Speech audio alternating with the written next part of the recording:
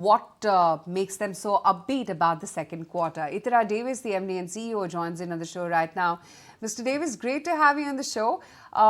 Just going through your quarterly updates and your disbursement momentum, tell me what segments are seeing growth, and does it look like a sustainable trend to you? Hi, good morning, Aisha. It's good to be back with ET. It's a good trend. I mean, we started the year well, and we are continuing well. The whole economy is doing well, so that is helping us. But for us, we are seeing the biggest growth in this quarter, percentage-wise, has been in the affordable housing business, which has grown quite well. And, that is because we have put in place in the last 2 quarters very good infrastructure. We have reorganized the business. We have gone back to the drawing board, and all of that is helping to give considerable growth in the last quarter in terms of sectors. But of course, our traditional sector, which is microbanking, is also doing well. But the star of the show for the last quarter is the housing book. Okay. Why is housing growing? Is there anything special which has happened that suddenly there is demand which has come in? Because nothing, frankly, has changed in last 6 months or 8 months that the housing demand should come back. And that's the data, what you're sharing with us, it's industry-wise data. I mean, the housing demand has come back at the HFC level across industry now. Yeah, it has come across industry, but we are now doing, in terms of growth, a little above what the industry or the other, small finance banks are doing in that segment. So, for us, that is the focus, because we are also looking at growing the secured part of our book. And what is leading that secured growth is definitely housing. The other segments, secured books, will also keep growing. We have gone back to the drawing board for all of these businesses, coming back with a revised product, which has got solid loan operating system, loan management system. All of that will help us as we get into the next quarter. And all of this is in keeping with the growth of our branch network. Now that we are getting a clear sense that interest rates are unlikely to move higher, yet bond yields have gone higher. Last Friday, after Reserve Bank of India, policy meeting, the bond yields, I think, they were 12-month high or a 13-month high. What would be the implications of that in the near term? Because if you borrow from the wholesale market, that means cost also moves higher. Cost moves higher, then could it have an impact on the demand per se? Yeah, I think, if interest rates keep moving up, there will be some adjustment in the demand segment. But for us, if you look at our numbers, our deposits have actually grown faster in this quarter than the loans, which is our preparation for a higher rate environment. So I think, we have anticipated that. We did that in the past, in the last year as well.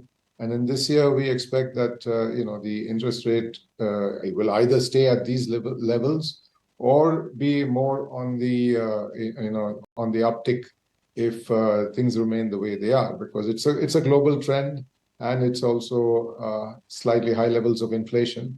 And we are seeing oil prices ticking up. Recent events globally are not going to help that either. So I think we have to be prepared for a higher interest rate. But if interest rates remain where they are for the rest of the year, that's fantastic. But the likelihood is more an uptick, whether this quarter or early next quarter. Okay.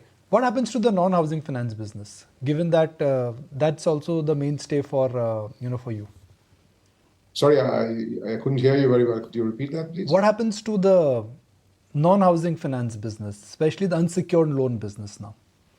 Yeah, the unsecured loan business is our traditional business, which is the microbanking or microfinance. Actually, what has happened in the last year, RBI has raised interest rates 2.5%. To this segment, our lending rate has gone up only 1%. We have actually absorbed 1.5% or whatever is the cost of funds we've had. And, we understand this segment is something that we need to protect, and we need to ensure that this segment is taken care of as much as possible. So, that is the situation today. But if interest rates go up, then we may have to look at an increase. That will be our last option in terms of the lending rates.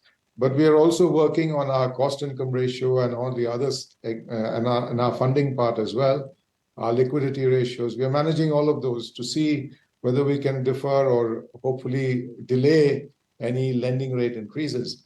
And if that is possible and the interest rate cycle changes early into the next financial year, then we are well positioned. So I think we have to wait and watch. We are quite happy with the situation where it is. We are prepared for the next stages if it is on the upward trend, and I think it's a good situation to be in right now. As I see, your liability customers had contracted in the first quarter. Tell me how Q2 has shaped up and what's the trend that you see going forward? Yeah, the second quarter has done well. Our liability growth has been 43%, which is perhaps one of the higher numbers in the industry. And that is a conscious decision which we took. We are consciously lowering our CD ratio. It is now around 91%.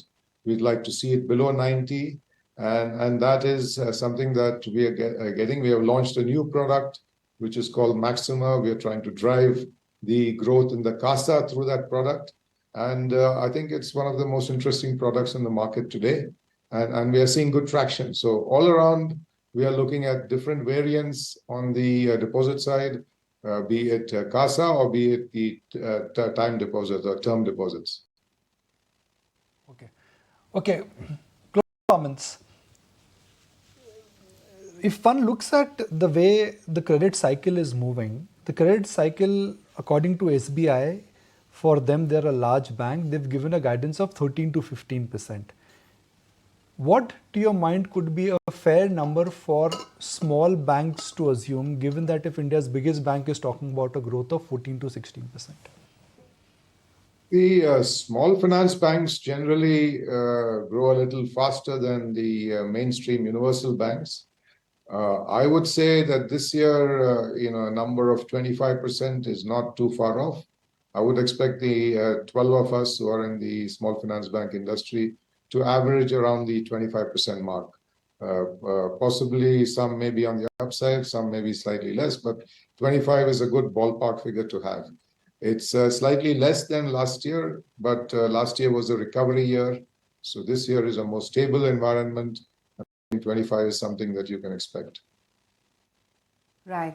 Okay, Mr. Davis, great to have you on the show. Thank you so much for taking the time out. Thank you, Aisha. Thank you. Okay.